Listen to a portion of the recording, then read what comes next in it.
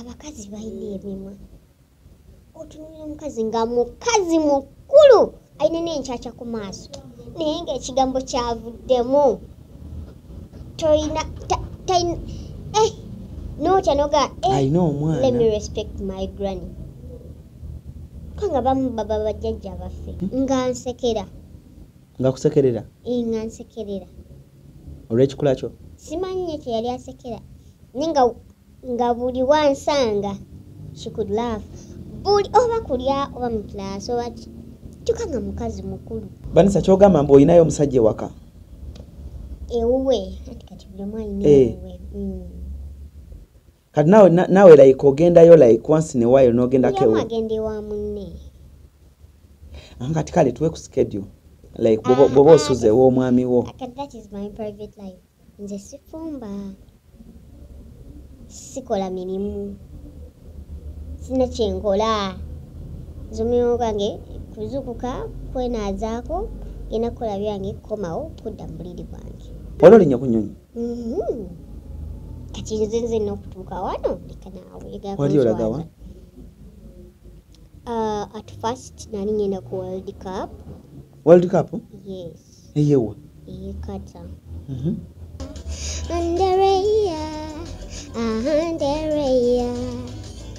chukira lwe wansuubiza ikuwonye kulya kikomando tibulibanga kati Andereya nga nze nfumbewo Onoonye ekifo eky'omulembe w'oyinza okuwumulirako ate nga kisangibwa ku lubalama lw'ennyanja Winslow Luxury Suites. Kino kye kifo ekikkakkamu eri gwe anoonya w'oyinza okubeerako okumala ennaku entonotono oba ekiseera ekigere ng'olinga ali ewuwo. Kino kye kifo kyokka. Tulina amayumba agalina accommodation ey'omulembe nga mulimu ebisenge ebiwerera ddala 2, sitting room, modern kitchen, dining, closet nga z'obulungi, ssaako toilet n'ebinaabiro. Ebisenge byaffe birabika bulungi nnyo omuli ebitanda ebya queen ne king size. Ekiseera kyonna ky'omala ng'oli naffe tufuba okulaba nga tufuna kutaataganyizibwa kwonna anti tulina standby generator, wifi ne DSTV ssaako ne laundry services. Tulina n'emmotoka ez'omulembe okwanguyizaako mu by'entambula era nga tusobola okupikinga okuva wonna w'oli ne ku kisaawe erimu abava ebweru wa Uganda. Winslow Luxury Suite tusangibwa mu Jomai Estate, Garuga, Entebbe. N'olwekyo gwe yandyagadde okumanya ebisingawo n'okubuukinga osobola tukubira ku noti 752 emu noti 8 nyemu oba osindika obubaka obwa WhatsApp ku +9 noti 83 2 noti 3 6 noti 2.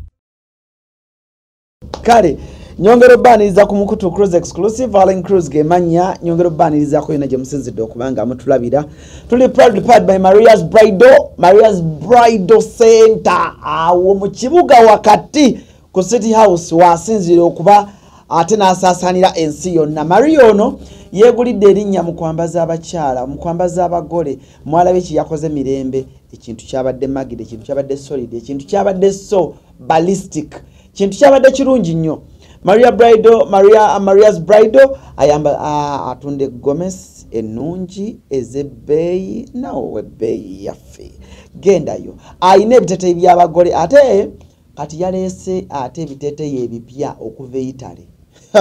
Ne Maria kyogenda okukola abantu omuntu kyetaaga woba ogenda wa Maria booking wiiki eno ng'omukolo gwa next year kubanga ye buli kaseera aba atambula ayina byaleeta ebipya okitegedde ate ng'era temwerabira tulina bannaffe ba Modern Tiles bagamba nti ze tiles zokka zoteekeddwa okuba ng'oteeka mu njuyo omuntu akyale mu njuyo alinnye ku floyo ng'awulira ekintu kiri maridadi sana ng'awulira obulamu bulungi nnyo okuzaama obulamu nga buli magida otegedde era nga nyongera okutegeeza nti ennaku z'omwezi bagenda kuba bazitugamba tulina show eya Dine with Vanessa.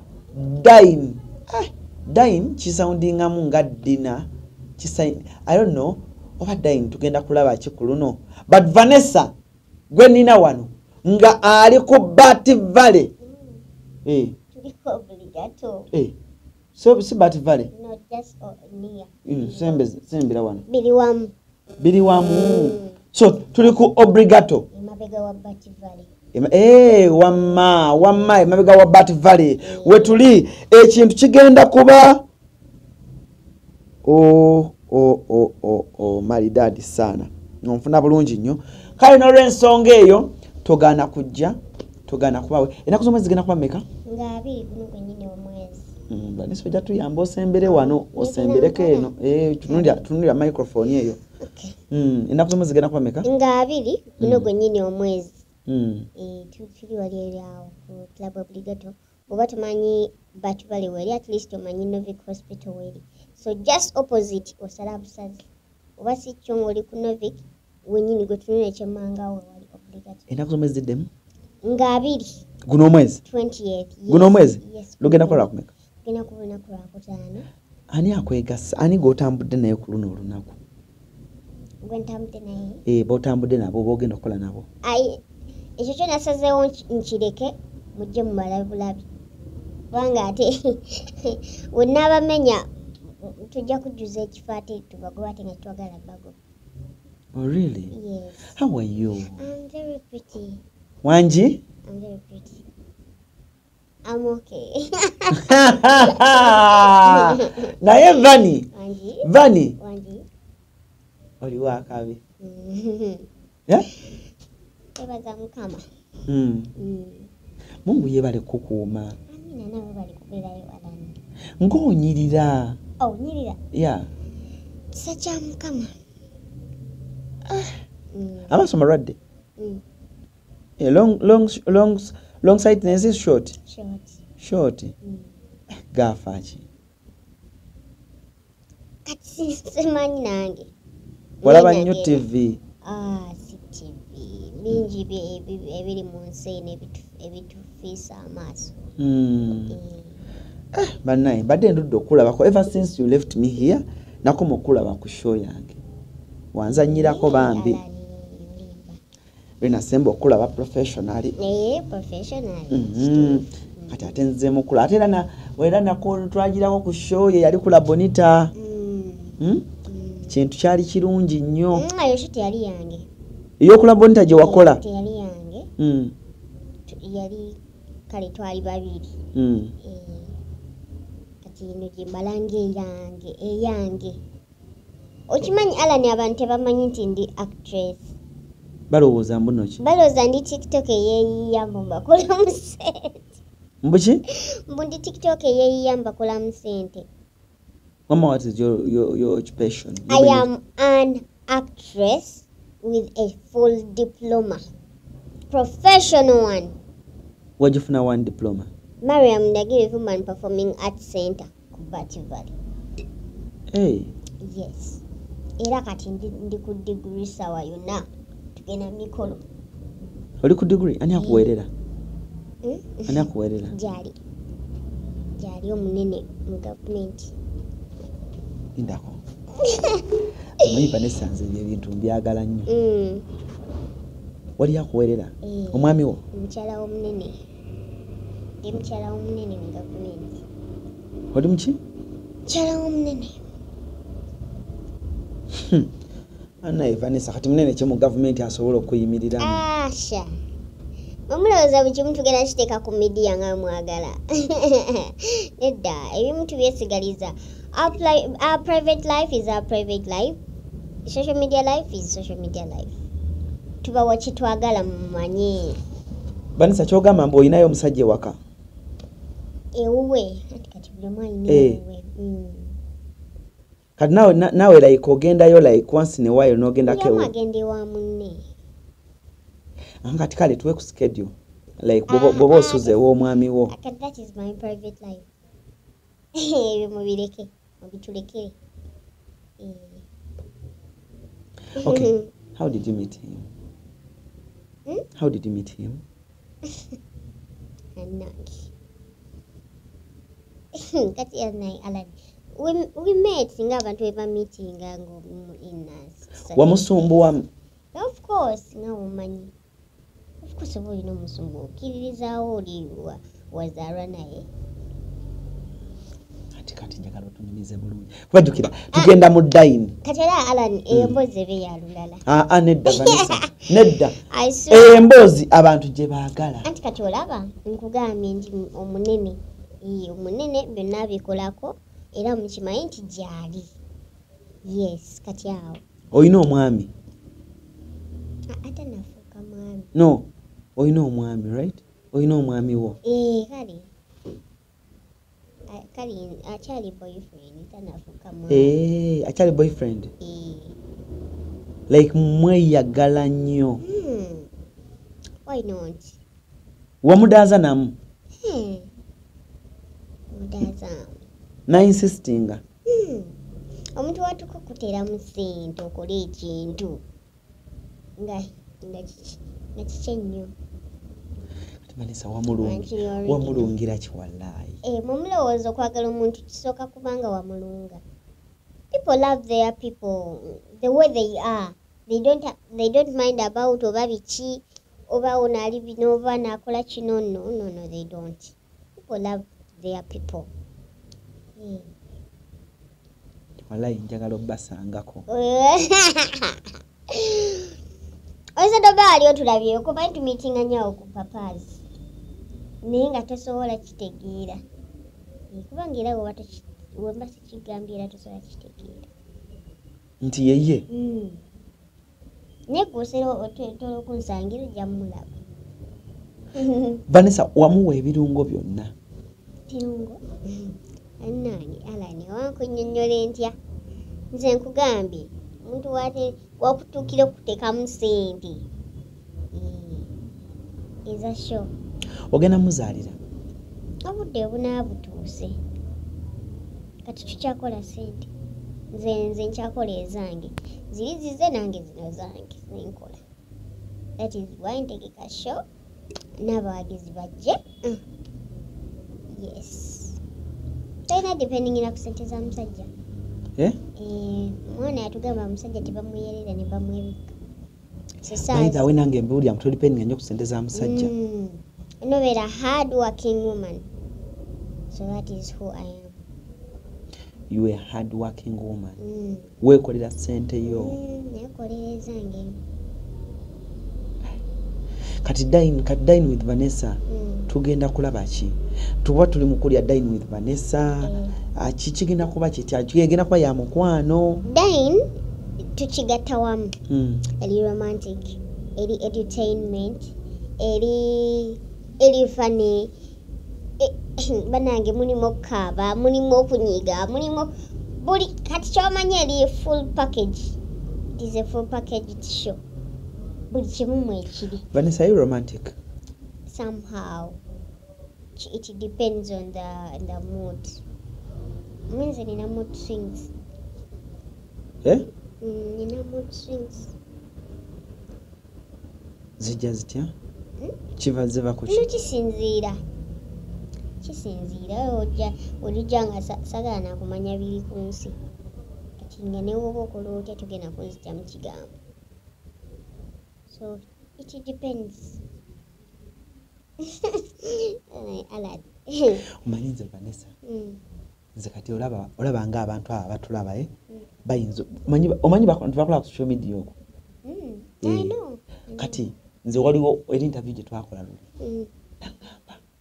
nangamba Alan naye kati Vanessa oyo kati ku makya naye akeera n'asiikira ku bbaawa amagi ne yeetala.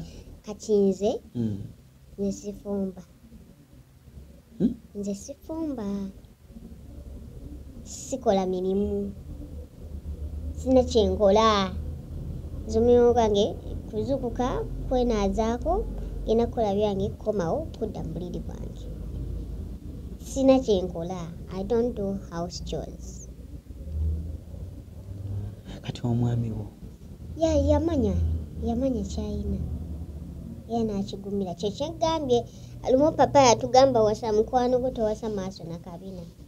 Don't marry beauty, marry your friend. Kitegeeza your friend mwetegeera, mumanyi muno kyakola, kyayinza okukola, kyatasobola kukola nekyasobola okukola. Kati gw'omuyamba ki? Ebirala byebiriwa by'omuyamba? Ate era nabyo mbigambe yamanyi. You give him a good bedroom. Anga ate bedroom yokka gye mulina dipendingirako. People think omuntu atakola byawaka bedroom yokka gye mudipendingirako. Nedda ddiya mubaako ebyammwe ebirala ebyewaka nga family byemukola. So see, don't be bedroom addicts please. Yeah.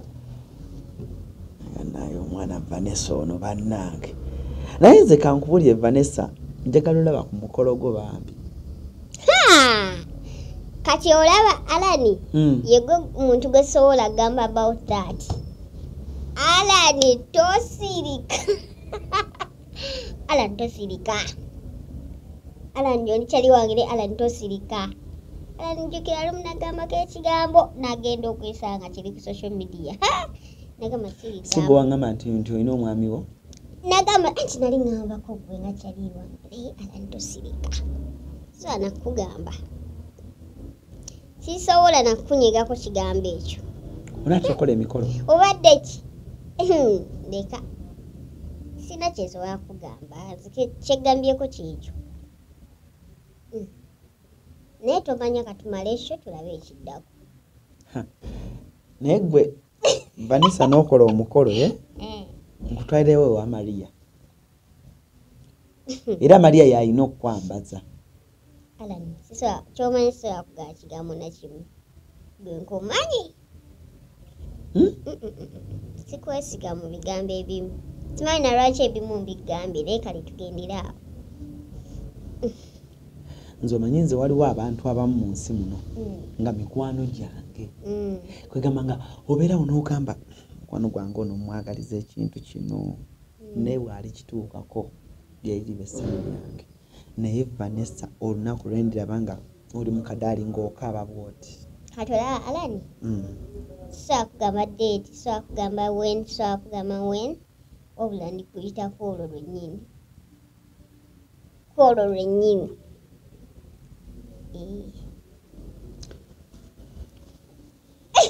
Nga wennyamidde. And you might chali sisobola kuyiwayo naye kwolwo lwennyini.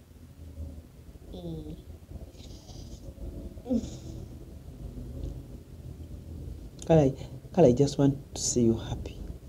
Yeah, I'm always happy.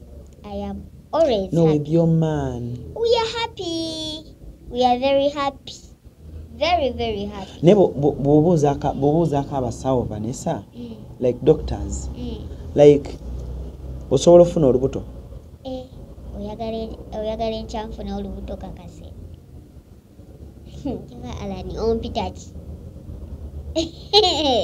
Golaba we wayinza okugaana okuŋŋaana ofuna olubuto. Wa tunuulira. I'm a very cute girl. Kadde mwako mami. I'm a very cute girl. Ate ndi kito, ate neekolerera so kati ki ekiyinza okugaana. Kitegeera. Tera okulaba ewa Ssaalongo ku crown awo. We tuli awo tukola mpola mpola. Ate omanyi nze ambassador. Ndi ambassador. Crown Japan. Omanyi Alani, olumu kama abantu bakublessing in your life. Nova sengeka nogamba kati no. Life nebeera ng'ewedde. Ng'eri planned nga wagibala. Nabala, you welcome them in your life, but ate waliwo bali ababa basukkulumu. Ngabo bo Mukama yabakubako bukubi bakinga 3. Vanessa ni mukwano gwo? Mukwano gange? In your life? In my life? Mu bulamu bw'ogange oga nti man ni mukwano gwange. Bakwano bange? Nga bakutegeera. Mutoro?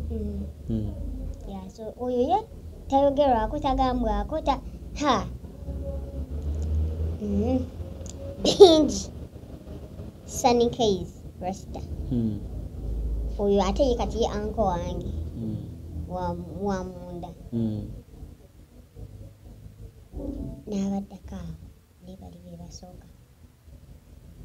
Ani akuzimbye mu eno industry? Okunzimba. Nezimbye nga Mutoro naye mwali. Just know he is everything. Who has mentored you in the movie industry? No one mentored me. No one?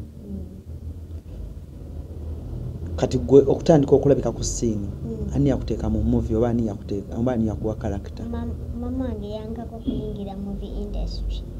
Mumbejja ndagire nansomesa movie industry. Nentandikira awo. Mama yakukaka? lwaki yakaka yankaka kubanga nali sibiriiko nali sibyeddiko nga sibyenjagala naye kyakwatayo omanyi waliwo ekintu kyokola nga si kyolina okukola gye bali eyo abantu ng'alina ekintu kyaliko asitwagolinga alaba tayitawo naye nga si kyolina okukola so olina kwezuula kikyolina okukola so kati nze ate nali sina nali kyenzizaako by the way nga ndi awo naye munange oyo mukwano gwa mama wange Aunt Rose yajja namugamba mwanyi ndagira asomesa abaana ku gundi ku Bativale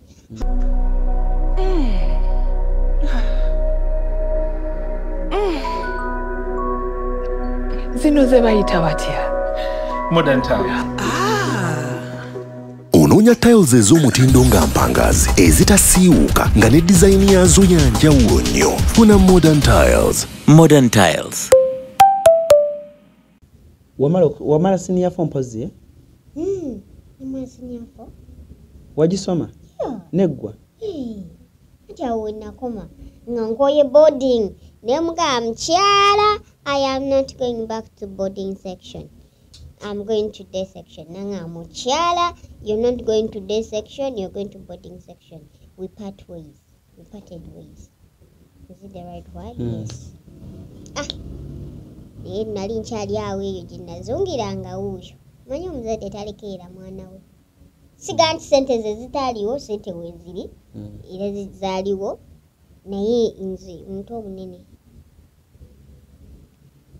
netukwatagana wetuto.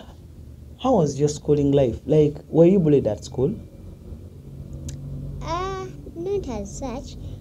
Omanyi kale era tebibulamu omanyi nze essomero lyange nga mulimu abaana ab'enjawulo mulimu abazungu mulimu abayindi mulimu abasudani nga mulimu buli mwana okuva mu countries ez'enjawulo naye era tebibulamu era obalaba naye nze si nnyo just yali muwala omu bana ng'oli omuwala ng'aseka nga kali yantama essomero lyonna ng'akola ki? nga nsekera.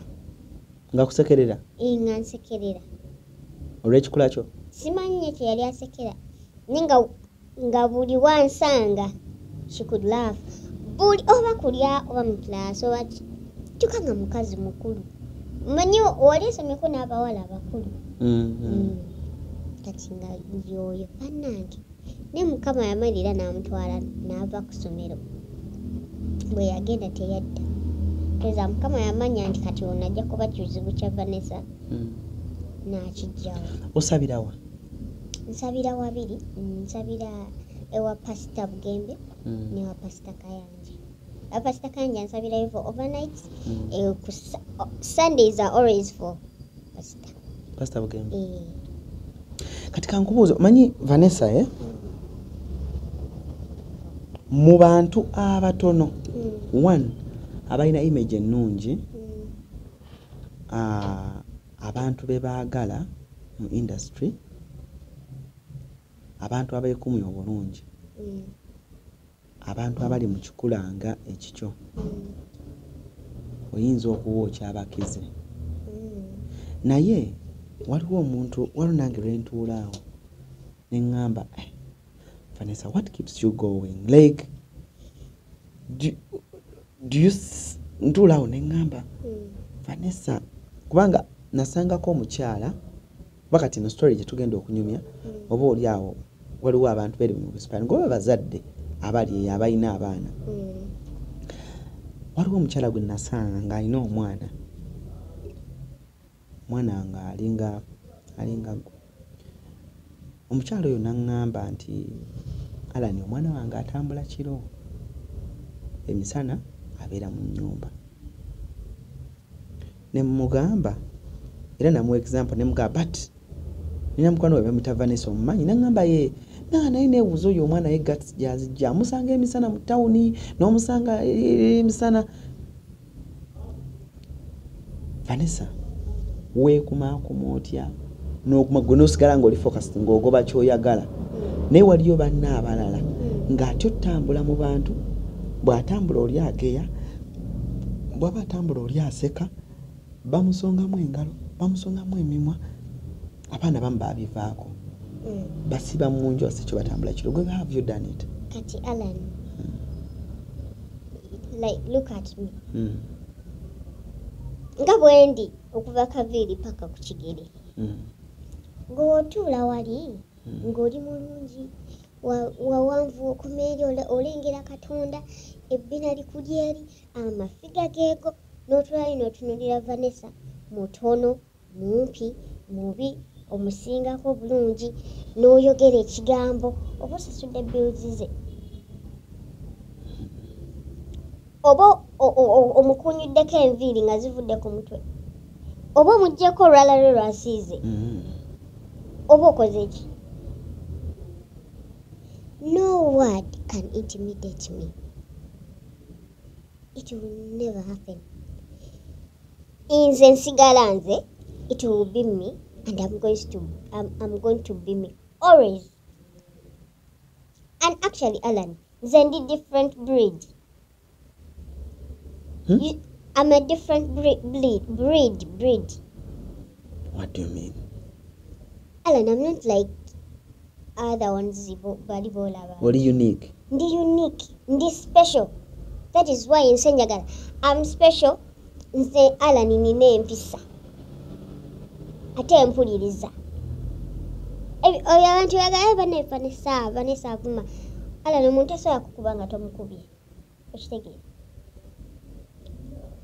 Kitegeeza agenda okukyogera ekigambo ekyo kirina ku kivudde. Nze sinze muntu amala gaogera ekigambo. Nze simanyi na vulgar words. Omuntu agenda nayogera ekigambo. Beera omanyi lwaki nze sikifaako.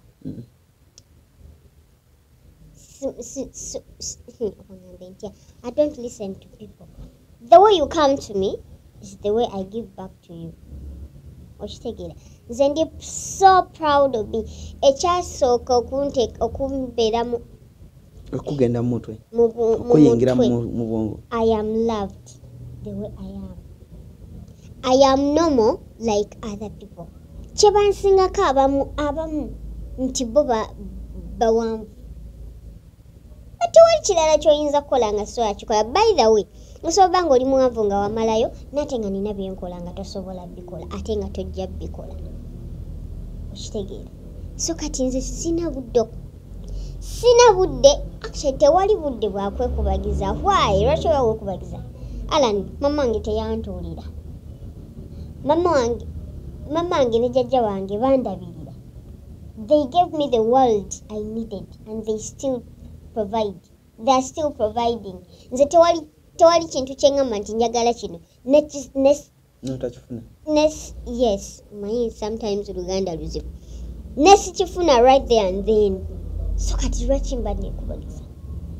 Nze I pay my bills. I pay my rent. Ku budde. So kati gogena lowooza nti ogenda veri oyogera Vanessa. Ate nga you can't even handle. You cannot have. You people, you can't afford me. So don't think you will come out and say bad things about Vanessa and you can't.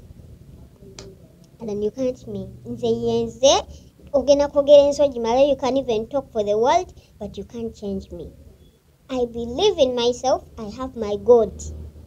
First of all, God is my everything. So I don't listen. Niwe mba nkiwuliriza era tekirina kyekigenda kunkolako. Single ofuna family. A family yaki? Like nga obogama nti I'm having a boyfriend. Nazalawo n'agaana. Oba oli awo olw'ekikula kyo. It is okay.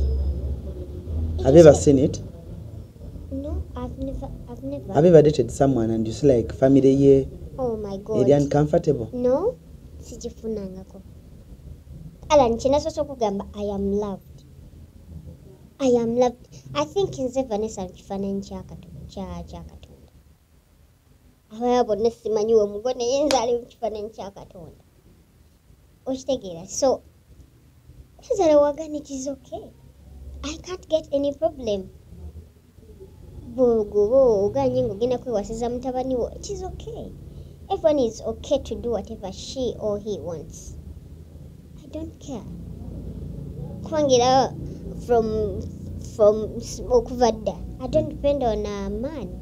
era mbaddewo kiseezo omusajja nsanze ndi bulungi ate kiki mba njagala weekolera I know oyiya akasente ko you influence and get money of course kati nze Alan nze sitya sina kyentya kiki kyesikola wowe sitambudde kiki kyogenda okundaga kyesirabangako so nze ebyo sibitya by the way you're free to talk Vanessa bw'otambula mu town ng'abantu obalaba bakusongamu abamu olaba bakola bwe bati era ansongamu abatamanyi and by the way naye ali free kubanga buli omu togenda muteekamu gwe kyoyagala abeeremu kitegeera buli omu alina embeera ze buli omu alina empisa ze so you can't change a person you can't change a human being ansongamu era abatamanyi but after okumanya atanjagala nnyo era gye nakugamba mwana gwe nkubulire luli nakola bwoti but I'm sorry era akomawo so kati sina nakinyinza kugamba bw'osanga nkimanyi osanze abantu bangi ng'oli akusanga oli n'agamba bambi Vanessa do you feel like that bambi eyina engeri ekkosaamu sifunangako bambi unless nga ndi mulwadde eyo bambi gyenfuna naye ey'abambi because someone andabye sigifunangako yes people Alan abamanyi bamanyi abatamanyi they will know me kitegeera ate sisobola kukaka muntu kummanya nze wojja nondaba nontunyumya nonti nagambye the way you come to me is the way I come to you approach the reception you give me is the reception I give you yes kisinziira omanyi munaye obwongo bw'abantu tebwenkana kakisinziira si buli omuntu ogenda kujja nga bw'oyagala nange nzije nga bw'oyagala no sometimes I look at you and I just keep quiet yeah ninga nkati ono kubanga some of people are not worth of my time I know ne Vanessa omuntu akugamba ekintu n'omutunuulira bw'oti nga musajja mukulu mukazi mukulu ate kati omanyi lwaki Alan njagala nnyo abasajja abakazi balina emimwa otunulira omukazi nga mukazi mukulu alina n'enkyakya ku maaso naye ng'ekigambo kyavuddemu toyina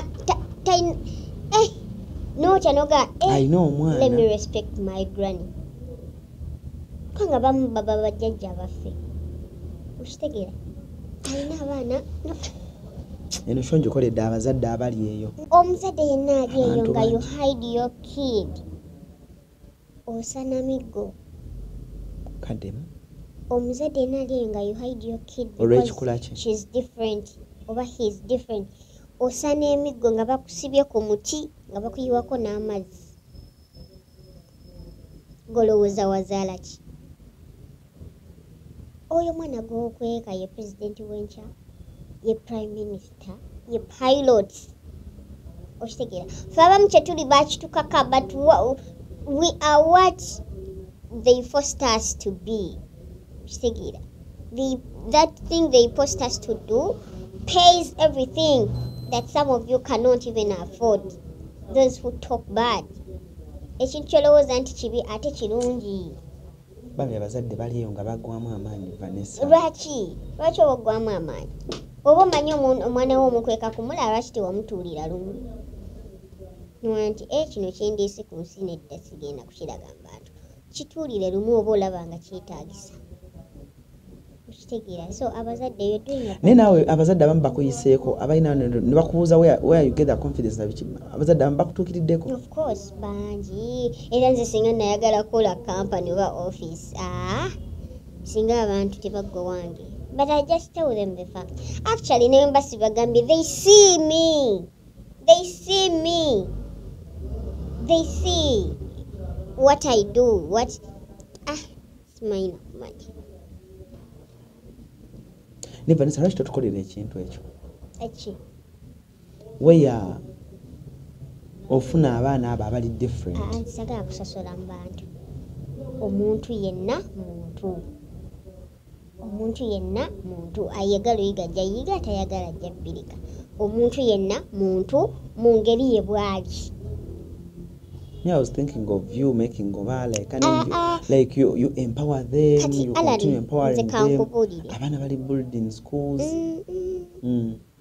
Waliwo omukyala mukulu. Yantuukirira. Nanga Vanessa. Nze nkusinga emyaka ndi maama wo. Mukyala bulungi mweru. Alina buli kimu. Naye nga mukwano talina waatudde, talina mirembe. Nga talina mirembe, talina kiddako, talina kyakukola. Nemutunuulira bwenti nga nkalira boona. N'akutuukirira? Yeah. Ng'agamba ki? Yalina ebizibu bye ng'omukyala. Naye nasooka neebuuza nti mu bonna lwaki alonze nze? So kati sagala sosola mantu kubeera waliyo n'abanene abawanvu abalungi abakomeeri ng'ate balina agazibu gasula mu nju zaabwe. So sagala kusosola. I don't want to be a counselor. Njagala kubeera nze nga nze ayagala njigirako ate yagala abireke. Omanyi social media etwonoonye tulowooza nti obulamu bwe butambula. Obulamu bwe butambula. No, dear, we have our good. We live a very good life out of social media. Yes. Neka mbuze. Betwandise bataata oba abasajja. Lwaki bwe bakusanga they welcome you bakuwa reception ennungi and betwandise nga bamaama bogamba nti oyo maama yazaala Vanessa, oyo mukyala yakeera enkya n'azaala, ate be bakyala bosanga nga baba criticizinga noza omukazi nga akuteekako nnyo embeera okulaba nti gwe your difference mbi nnyo. Why are the ladies doing it like okusinga abasajja? Abasajja nange njagala obabuuza ekibuuzo ekyo. Simanyi nnyo nze abasajja banjagala bataata n'abalenzi era nze ssaako yange y'abalenzi abawala bali ku fingertips. Simanyi lwaki abakyala balina omutima balina egyo emitima sisobola boogerera ne nange nkyebuuza why are they like that? Girls and women, why are you like that? Why don't you appreciate someone is engeri gyali? Why don't you welcome that person? Kiki muli mu mitima gyammwe?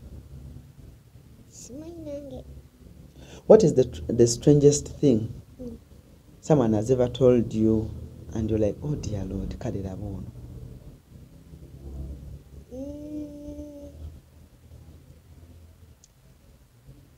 On my TikTok, someone over yajana commenting chi. Era bawala. You're commenting something bad. Kale lwakubanza TikTok simanyi nnyo okusoma Luganda. Most of them they write in Luganda. So I asked a friend namba. Chali deep Luganda deep word. Kati omulala najja n'agamba mutugyeeko nammwe. Shogama naye mama w'okumuzaala yasooka kuvuma abantu we batyo. I was like bannange abantu nga busungu buli kumpi. Mbu kati nga kyagamba mbu nze mama wange okunzaala bw'ati naye yasooka kuvuma muntu alinga nze. Kozi oli yali avumye. Yali avumye ani? Oba nze oba ki simanyi. Kati omulala najja n'ayongerezaako. Osegera people defended. Kati abo be badefendinga oli kwe yajja n'agamba mbu mama wange okunzaala naye yasooka kuvuma oba kwogera bubi. I was like okay abakazi baliwo. So kati buli comment gye ndaba nga ya mukazi I hate women more and more. Ndi mukazi naye nnyongera bakyawa buli lunaku buli second buli wenda ba comment embi. Kyokka abakazi bangi abakomentinga comment embi ku bintu byo bangi dana abasajja bangi. Niwe kuba kwange niwe abandabye ku video ya muntu mulala niwe abalabe ku video ya oba interview oba ku TV bakazi. By the way nyongero bajjukiza interview gye nasoko gye twakola was it last year? Interview gye twakola nalaba comment that wasn't good era nengisangula. Anze I don't delete.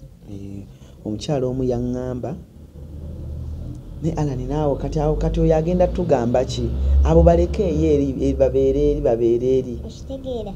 I'm like really? Naye ate yakigamba. She's only known by her family. Okitegeera?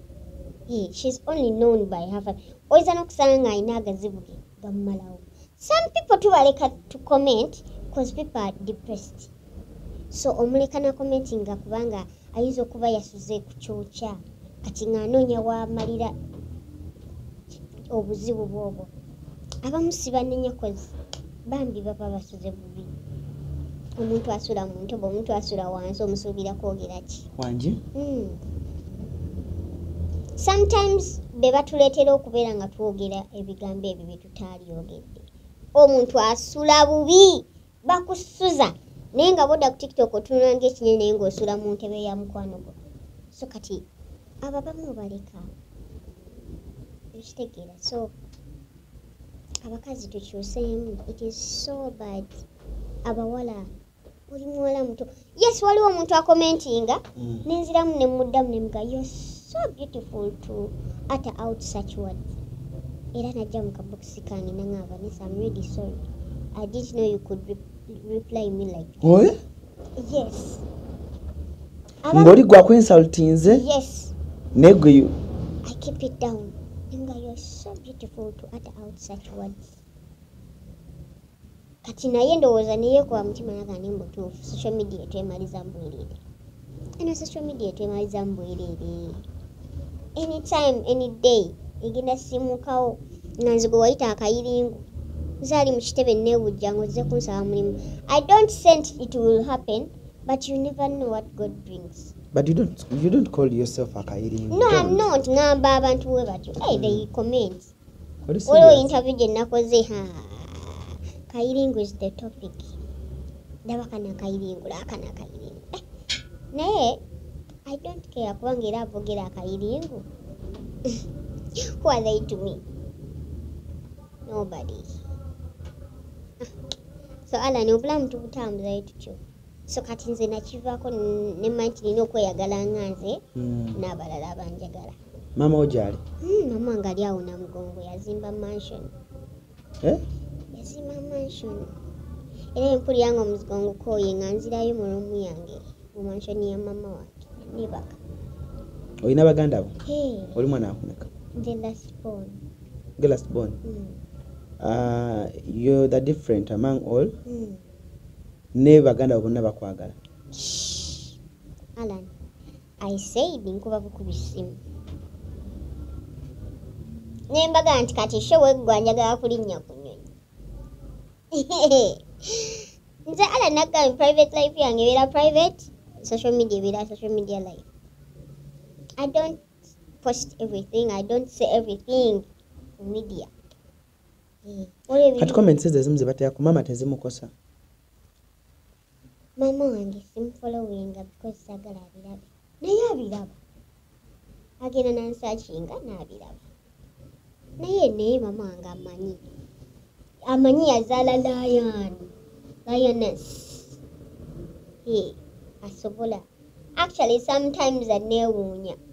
Ngani anaikana akaana. Kuba mama wange yantwalira ddala ng'eryenvu. Anyi sina kye nsobola kukola. Naye olumu yeewuunya naga wow. I salute. Sometimes mama wange ansalutinga naga yes. Esi mukasya kano kankwanjulira mami gadgets abakola emiramu education gadgets zonna mu Uganda balina tablets z'abaana zonna mu bikanga Samsung, Apple, Origimo ate nga balina n'esina keyboard. Balina ebimotoka by'abaana, ebimundu, essaawa, bags z'abaana, bottles, container ng'ogasseko ne building blocks. Balina headsets z'abaana, balina smart watch zonna ate nga ziri origino. Balina wireless charger ate nga basisinkanibwa wali ku Pioneer Mall edduka li PA11 ate ng'osobola bakubira ku 0703-69-69-04. Gambye ekikwasagana education gadgets zonna oyina kwekwata mami gadgets kubanga yasinga. wano ku Hasi Beauty Parlor tuli bakafulu mu kulabirira n'okuyoyoota ensusu. Tukola facial ne tukupepeta ka feesi ne kawawera ng'akabebi. Tusiba n'okukola enviiri mu buli musono, songa mu kukola pedicure ne manicure tuwekansa. Tusala enviiri mu buli musono. Ate bwe kituuka mu kukola makeup tetumanyiyo mulala. Tuli muyenga ku Tank Hill Road okulira na Italian Supermarket mu basement. Essimu tuli ku noti 72 682 953. Teweerabira, saluuni egenda okujjayo bulungi bwo n'ekitiibwa kyo ye Hasi Beauty Parlor, a world of beauty. Nyeranze singa nali mulenzi, Allahu Akbar. Singa nze maje w'ekika. I handle my situations. I handle my people very well. In a good way or bad way. Yeah. What was your dream as you were growing up? Before becoming an actress? I wanted to be a lawyer. I wanted to be a lawyer. Kyaganirawa. Tekyagaana nze yakijjawo. Nze yakijjawo nga ebitabo bijja kuba bingi. Anti batutiisa lawyer, soma emyaka 67 ki ate okufuna omulimu. You have to struggle like that. At school, did the teachers, when never teacher be wala nga nabo tebakugira bulungi? Tebakuisa bulungi? Nze nali pampered a lot. Nyo. Mama na kitende yangamba oli obiwe. Mama na kitende? Mubuuze, omanyiza olowooza nnimba. Mubuuze. I was pampered. Mbali toyagala kusaasira. Mga nembooko okusomero baba bakubanga nawe weeyalawo nga bakuwa. Ekyalimba. Nzisaakubwako kusomero. Nzisaakubwako. Ne kati Vanessa. Kati okuba onkubire ki? Wallahi. Yokube oyagala nsanewo obusaanyi. Newoba wakubira ontunuulira londekaawo. Ne kati Vanessa, wano wooli otuvuze emyaka ng'emeka? Emyaka? Olaba enkya? Nakula ku 5. Birthday yange ngenda kwongerako gumu. Giwere emeka? Giwere mingi.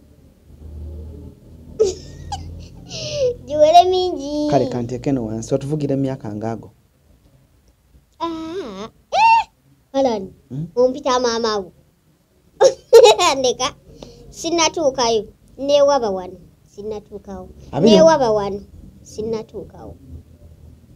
Mulowooza mutumanyi tamutumanyi tuli bito just mulowooza nti Vanessa twakera buke toweza myaka 25 na 23 sigiweza. Kati goyinza ogamba nga namulaba dda wewandabira wayina emeka nayina emeka yedda eryo lyeddi temusesa. Kati ogenda ku adoptingayo omwana. Kati olaba gwenzirako Naalongo Mulamba. Kati gwenzirako tanaweza myaka 26 kati nze mbeerewo 25. Kati nali mu P1 nga gwenzirako ali mu senior 1. That gap, age gap, girabe nga mukulu. Kati ono yegodda kayina emyaka ng'emeka? Tanaweza 26. Alinyanga mu 24. Ma 24-25 kuba birthday ya Mfebu. Kitegeera. Kate mukulu wange tanaweza 28. Kwanga kati bate besingako myaka ng'ebiri awo. Kitegeera. So kati buli omu waddemba okumpa emyaka gy'ayagala. Tukuwe gye twagala. Buli omu ampe gy'ayagala. It is okay. Ne gwe ngambye ala nwenje nenga ati n'emyaka 24 genda nejo. Kuba gye njagala otegeere. Oyagala nsokereta passport oba ndagamuntu. Lumu nja kuleetera ndagamuntu yange otegeere. Okitegeera oba passport ekinaba okumpi. Kubanga olaba n'endagamuntu. Kankyogere ko twakikola dda. Twagenda okukola ndagamuntu nga tufoginze emyaka. Cause nagenda okukola ndagamuntu nga sinnatuusa myaka gikola ndagamuntu ate nga twagala passport. So kati twalina okuteekako emyaka egy'abakulu. Naye ate era n'emyaka era egiriko egy'abakulu era mito. Okitegeera. So kati buli omu ampe gy'ayagala. Mpaayo TikToker Mm. abali wano e Kampala. Mm. Naye nze saagala nze simanyi bali bagonde. Njagala TikToker content creator wano e Kampala. Ng'akola ki? Gw'ogamba nti she does good content, mpaayo omu mbawala ompeeyo omu ne mubalenzi naye nga si bakyali bange. naye nga muli of the same difference. Same. Nga muli mu kikula kyekimu noga I like that guy content we. Onsindikawa. No. It's not that like I'm pinning you or pushing on the wall, but I just Nga we have the same. Ngasimulaba. Siraba content creator. Oye Alan content creation kintu kyanjawo. Si buli ali ku TikTok nti akola content. Some of them recreate. Some of them sit in that content gwamaze okukola. So sina content creator gwendaba waawo. Mpozi gamba omuntu ali ku TikTok nga nnyumira. Ng'oggyeko mutoolo. Lwaki? Oshojjako mutoolo. Ng'oggyeko mutoolo, ng'oggyeko aliya Nanfuka. Kati lwaki oyogera bengadde ngenda okwogera? Abadagera okwogera wonna obaŋŋaanya. Kale, waliwo abaana bali ku TikTok okwo kale nga bannyumira bye bakola. Siga nti ebisese oba ebiki omwana ng'atuula mu ka challenge ne kannyumira. Waliwo BC Africa. Annyumira nnyo. Obenda waliwo Talivian, waliwo mu balinzi. I think beewuba. N'abalala besijjukira. Bangi abanyumira era nnyumira. Kitwala mu content we. Okolako naawe. Tewali tekitwala.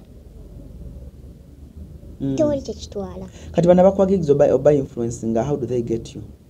Through my social handles and my number. They call me, they inbox me, they WhatsApp me. Pampere number. The number. Nekali kanjibawo. 0708 08 endala 0569. Yes. Ya Airtel. Kambaweeyo. Bajja kumva. Ereta mannya ki? Vanessa. No, omuntu ayinza okwagala okuteerako ssente yeesirikire. Yeeyo mannya gange. Nze ate era kasitolaako amannya gange ng'omanyi. Anti abamu bali Bulaaya. It is okay. Ya anti alina owandikamu amannya gonna ye n'asindika. Kasitolaako Vanessa. Nze I use my names because I brand. Weddira ki? Nze. Neddira Mbogo. Weddira Mbogo. Oli wa Kyagulanyiawo. Wesibaawo. Wesibaawo. Awo otava? Kyagulanyi? Ati Wambogo. Wambogo. Muganda wange. Baspice. Namukwaya. Awo. Maureen Nantume. Awo. Bugembe. Awo Wesibaawo. Era olaba nga lineegi gye ndimu eyo nti bantu bakabi tebambogo kika omboga woofiira. Sibaawo. Tuli ne Vanessa, she's an actress, yeezannyira film ze. Wandyagadde omuteekako mu film ze, namba weeri awo wansi. Oyo film zo namba weeri wansi awo. What else do you do nga tuli mu kuzanya film? I am I'm an influencer. Nkola obulango. Advertiser. Model. Oli model model. Amanyi abamu bamanyi model. Mbubano. Ku runway. Runway. Osobola model ya company yonna. Osobola model w'ekintu kyonna. Yes. I am the CEO, KV Hampers. CEO, KV Hampers. KV Hampers bakola ki? KV Hampers, we do gifting and surprises and events planning. Like oli asobola kugamba Vanessa muntu aleka ekirabo kyange mukimpereko maama. Kyekinyini. Ate ng'era ekirabo era kivuddemu ffe. Yes. I am a florist. Florist yakola designing a company hotels bino ebimuli by'oku makubo eby'omu nnyumba tutunda ebimuli ebyo biri natural flowers eby'omu nnyumba eby'ewabweru kasiteba ng'olina obikolerawo ebyo ofisi eriwa kolera waka sinafuna office okay so obulamu bwoto obutambuza ndi wembutambuzaamu kati akasente koteeka mu show genda kajjawo ngenda kajjawo oyina show dine with Vanessa yes sente ogenda zijjawo bantaddemu sente omwana badeki Mutoro yategese show Mutoro yategese show obudda njogera ku muntu ngoloza ngambani niso kumbulira what's your history with Mutoro lwaki Mutoro omwagala nnyo kitulekere muntu wange wa munda ye mwana ye munene big person ekyo mukitulekere utulyagala okujja okubagamba tuli bagamba kikyaffe nze naye ane Mutoro akwagala yankubidde nange mwagala nnyo era naye akimanyi Waliwo wali ng'oli amanyi gakuweddemu Mutoro najja n'akulifitinga iyi wansi always abeerawo always era baba tali ku mulimu tubaaba ewaka wonna we twagala n'ewaka wonna we twagala we tubeera comedian ki gwe wandyagadde okwakitingakoko naye Amoti mwagala nnyo twesanga mu bintu birala eyo abimanyi bisijja kwogerako naye acting sinabakutanyako naye mwagala nnyo Amoti njagala nnyo Madrat nekiko ala nazanyako naawe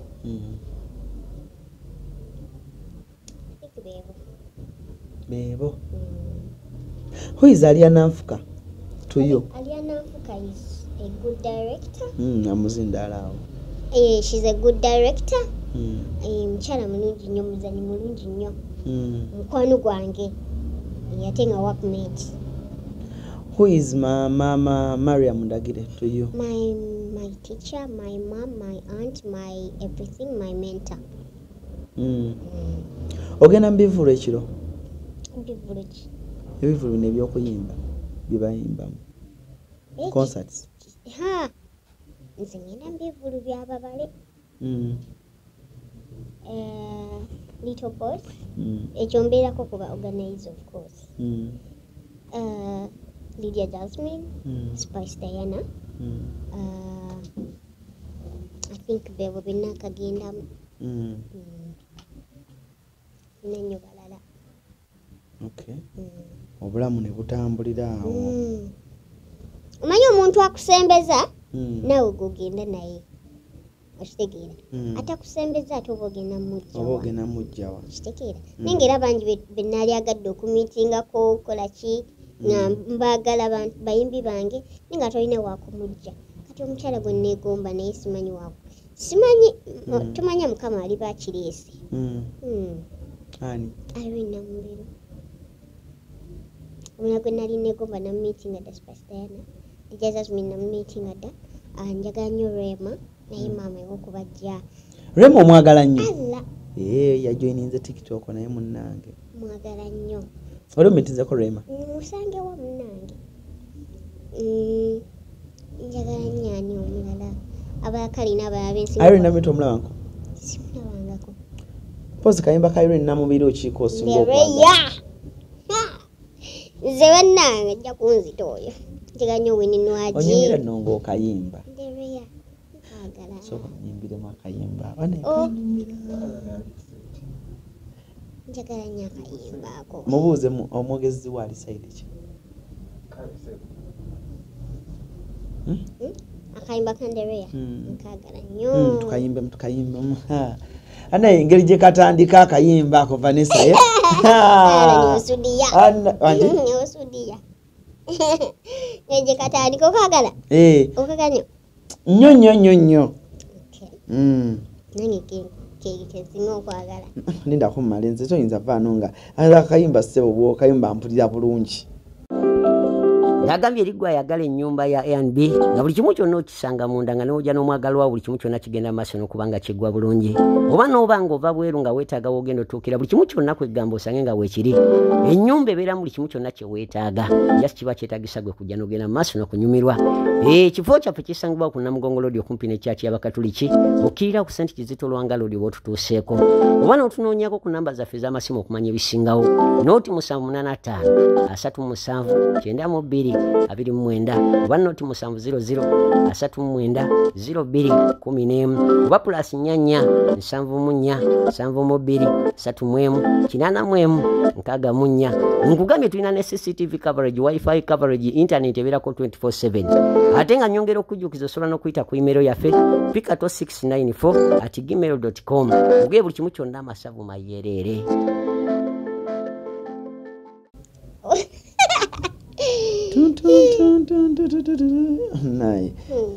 oyo mukyala Winnie Nwagi alina akayimba kensinga okwagala ne munayita kayina kagenda katya tuyimbemu kyo nange katso tusimbule ate olina eddoboozi eddungi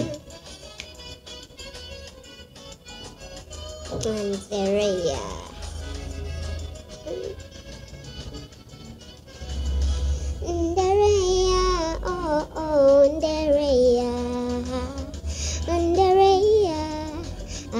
Ndereya jukira lwe wansuubiza ndikuwonya okulya ekikomando tibulibanga kati Ndereya nga nze nfumbewo kati bino byewekyanga byebiki Ndereya wekube mu mutima Ndereya ofunemu akafansonyi omuntu gwe natwala ewa taata nesebo neyesunga taata naŋŋamba omwana wange yafuna olulenzi katondaga Ndereya wankuba ddolera naddayo ntya ewa taata Ndereya yandeseewo. Oh my God, that song, it calms me down. Kayimba kalungi nnyo bambi. Binsomedde wallahi binneme nange okumanya bino bye bagamba tabalungi ndagala nagenze nenoonya ndabe olwange lwambuze guno mukono gwa Ndereya gunnumanga akasalisambi mukono gwa Ndereya musiiwanga akavuza kato kiro gye Ndereya kiro gye wange ani omunsi gwe mmanyi yekka omulungi okuzama newemba omuyi nendaba ku maaso ge bambi mponerawo akabiri ke akaliri omwana oyo oh I don't know but olumu nsaba Mukama naye olumu n'abikola naye lwali kinkolera I don't know maama woba gy'oli mukwano oh Winnie Nwagi alina akayimba naye mukwano yagaana okukata oba akampe wakawulyako mu studio yakafulumya ku TikTok awo naye simanyi omwami bakayita bali kagenda kati tokamanyi oba nga kubemu nako tekali awo kali awo mpolampola obwo buyimba bubiri kati obwogattirako owa Little Boss owa Irene Ntale ne Spice Diana Little Boss akayimba waliwo akayimba kalina bakayita naawe awo yali musaayi Little omwami kagala nnyo bannanze kale music is my therapy naye waliwo abantu nga bo nga kiralamu Winnie Nwagi wali omusinkanyeko ate sinaamusinkana Nwagi kati bangi be tulina okusisinkana Mukama wanaaba kireese kituufu nti wali kijja nga Mukama tasazeewo oyinza okyesibako nga Mukama tannakola ki sala zituukirira song. Tukola ubi walitadde akayimba. Nave twambaza amatai, oluusi ne twambala botai. Tunyumire mu buteteyi oba kadina dressing. Ze love ye yankubye enkuba, ninga gwe bassa mu cupa. Wakota wansumana ompa ne balansi dali bwotyo. Wali ku ssaawa ya kwini kakisi bwotyo. Wadde waggulu wa paaka wogula obulabo kimala. Tutwalamu tugende wakanga ludo. Mwami ye, mwami bwotyo. Mwami yo, mwami, mwami wuno. Mwami yo, mwami, o mwami wuno. Nze njagala ng'oli musanyufu wamma. Nze kwanza wenze olaba Vanny. So long as you're happy. That's my happiness. That is my Nze njagala nnyo Vanny ng'oli happy. Yes. Katate. Kasitanchi tuninga wali eri kuufa yangi. Sigadde tombulira. Olina wuufayo mu nju. Wajija wa Crown Japan. Oh. Kati nze ebintu byalina mu nnyumba yange mbigula wantu wasatu. Tewali walala. Crown Japan, Zambia, ne Mirembe. Era receipt ze zijjudde ng'ojjako shopping biki ebisigadde bikalu. Bagala nnyo abantu bange abambeereddewo. Osinga kwagala kulya ki? Kale mu matoke baga mwana naye it is my food because Lwaki bagagala? ulcers. Olina ulcers? Zinzita zaali zinzise in the beginning of this year. Kate envi. Kati njaga nnyo amatooke. Ebinyeebwa nga mulimu n'entula. Ebinyeebwa nga mulimu n'entula? I'm a veggie. I'm a veggie. Hey, you're a vegetarian. Yeah. I don't eat fish, I don't eat chicken, I don't eat meat. Tobirya? Like, tobirya buli oba omubiri gwo tegubyagala? Ebimu sibirya kati ng'ebyennyanja. Sibirirako ddala. Naye biri chicken ne beef. Mbirya in case nga bye biriwo. Yes, it's not my thing. Mere matooke gokka. Kozi ne kalimunda. Wama ku ba rasta. Ne ba gentleman. Oyagala baliwa? Kwagala batya? Like, if you're to choose a partner, a rasta and a gentleman. Mwana gwe bonna mbalozezzaako. They're all good. They're all good. So bawula. Who is your best singer on social media? Singer? Of course, Singer Nantumi. Singer Nantumi? Hey. You listen to her words? Sometimes. No londa mbyoyagala. Hey. I take social media kuliko basinga abalala. Nantumi yaliko. No, not in a bad way, just kalembuuza. Waliyo Senga Amida, waliyo Senga Marusi. Marusi ntera muwulira obanga omwogero banyamulira. Marusi muwulira ng'omwogero. Abampulira bawulire sibamitingangako. Newe bali kusasulira ka rent, we bali sula bulungi, bali kulya bulungi. Nze Alan kye nasigaliza okukola. Kwefaako. Kati nze lugenda kukyala omu. Nze Sara gye nkusabira ekyo. Vanessa otuzaireyo ka baby. Ate lwaki onsabira baby nga tonnansabira kuzimba mansion? Tonnansabira kuzimba mansion, tonnansabira kuvuga mmotoka. Onsabira baby? Mmotoka ki gye weegomba? Njagala nnyo emmotoka zino ennene. Kale mmotoka ki? Njagala baby cool zavuga. By the way, kye njagala baby cool. Njagala mmotoka ki? Kenene, ama. Ama kyali wala. Njogera ku mmotoka hano gye tusobola okugira amanga. Subaru. You love Subaru? Aya. Ani yakwagaza Subaru? Subi Queen. Subi Queen. Yakwagaza Subaru? Tubeera ali ku church nasooka agitokosa awo nga kyekyo mami. Asabira wa Bugembe? Ntusabira yefena. Subi Queen asabira wa Bugembe? N'agitokosa? Nga naye luli lumu nange nenjifuna. Yagifuna. Subaru oyagala ogikubbe? hane kati ebigere tojja tuuka sigenda kwevuga bajja kumvuga nengo omugamba tulisaamu awo isa kati ne bino bibike bino ebinini ebyo obitegedde byagala nagenda okuvugira ku bike iya abantu gye bali naawe alani tugamba abantu abanoonya emirimu baweddeyo bajja era nange wali olinya ku nnyonyi kati nze n'okutuuka wano leka naawe wali olagawa at first nali ngenda ku World Cup yes eyewa kata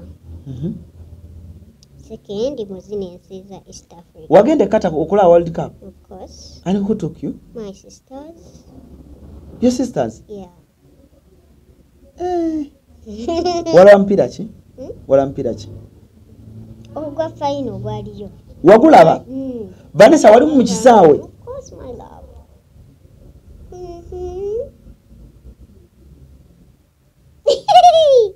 ala nagabye nze simalaga postinga buli kimu Messi wamulaba kulaze ebi Messi yalimu Messi yalimu anti Argentina yazanya mu final ne Italy France ejjukira bulungi nze sala abazanyi nalaba omupiira waito sobola mu meetinga ewu musangewo nongamba nga basamba isha kubeera live bali nonsanyusiza basista bo bakutwala table seat 15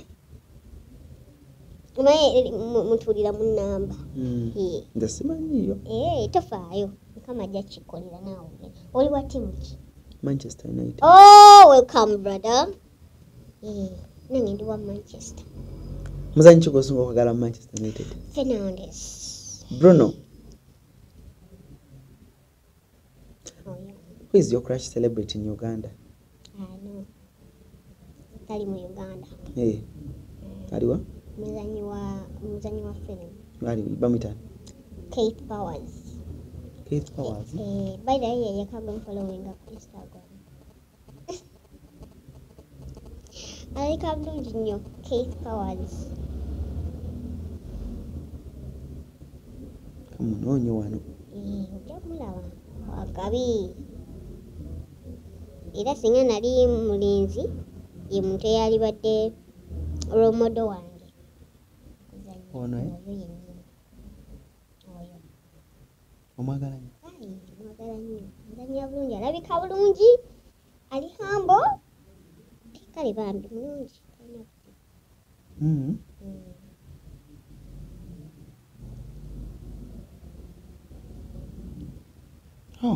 okay kale tumalize show yaffe y'olunaku luno olwaleero ne Vanessa tukyaliddeko obulamu bubadde bulungi okuzaama nga tuli ne Vanessa wano tuli proud pied by Mami Gadgets agamba nti yitawo wali eri ku Pioneer Mall osobola okuba nga yafunira tabs ennungi ebintu by'abaana baga z'abaana naddala abaana bamwe babebi abagenda mu kindergarten alina bottles ennungi alina ebimotoka by'abaana Mami Gadgets sofa kyekwatidde erinnya mu kugira ebintu bwe bito ate kati yayingira n'amataka wakabi bambi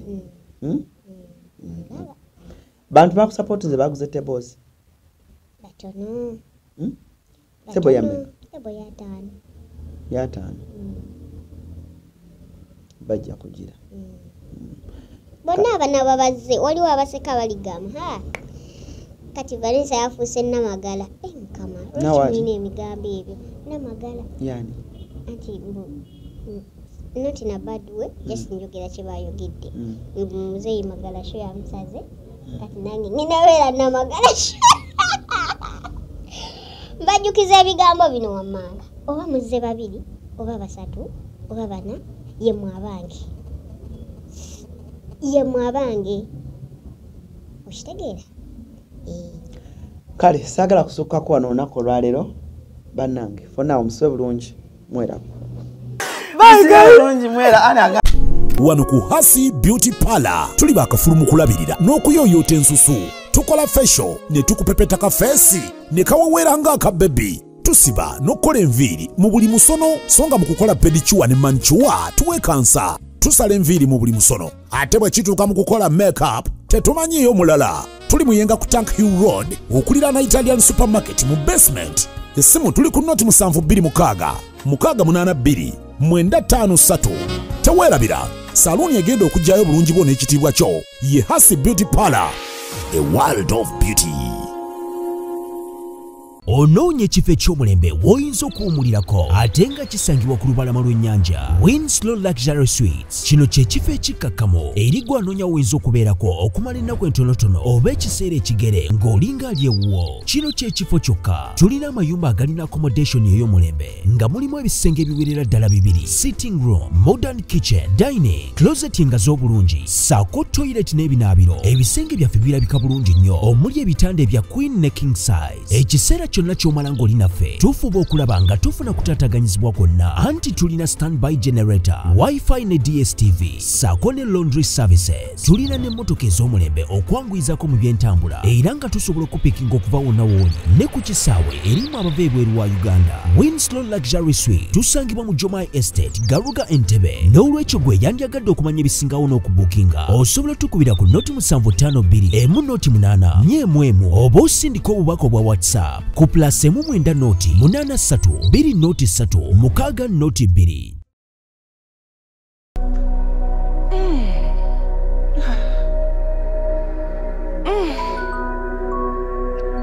Zino ze bayita batya? Modern Tiles. Onoonya tiles ez'omutindo nga mpangazi ezitasiiwuuka nga ne design yazo ya njawulo nnyo. Funa Modern Tiles. Modern Tiles. Yagambye erigwa ayagala ennyumba ya A&B nga buli kimu kyonna okisanga munda nga n'ojja n'omwagalwa buli kimu kyonna kigenda maaso n'okubanga kiggwa bulungi. Oba n'oba ng'ova bweru nga weetaaga w'ogenda otuukira buli kimu kyonna kwegamba osange nga weekiri. Ennyumba ebeeramu buli kimu kyonna kye weetaaga. Just kiba kyetaagisa gwe kujja n'ogenda maaso n'okunyumirwa. Ekifo kyaffe kisangibwa ku Namugongo Road okumpi n'ekyaaki y'Abakatuliki okkirira ku St. Kizito Lwanga Road oba otutuuseeko. Oba n'otunoonyako ku namba zaffe ez'amasimu okumanya ebisingawo. Nooti 785 37 92 29 oba noti 700 39 02 11 oba plus nyanya 74 72 31 81 64. Nkugambye tulina ne CCTV coverage, wifi coverage, internet ebeerako 24/7. Ate nga nyongera okujjukiza osobola n'okuyita ku email yaffe pikato694@gmail.com. Ogeye buli kimu kyonna amasavu mayereere. Essimu kasya kano kankwanjulira emamiga gy'ekisi abakola emiramu education gadgets zonna mu Uganda balina tablets z'abaana zonna mu bikanga Samsung, Apple, Origimo ate nga balina n'esina keyboard. Balina ebimotoka by'abaana, ebimundu, essaawa, bags z'abaana, bottles, container ng'ogasseko ne building blocks. Balina headsets z'abaana, balina smart watch zonna ate nga ziri Origino. Balina wireless charger ate nga basisinkanibwa wali ku Pioneer Mall edduka li PA11 ate ng'osobola bakubira ku 0703 69 69 04. Gambye ekikwasagana ne education gadgets zonna oyina kwekwata Mami Gadgets kubanga yasinga.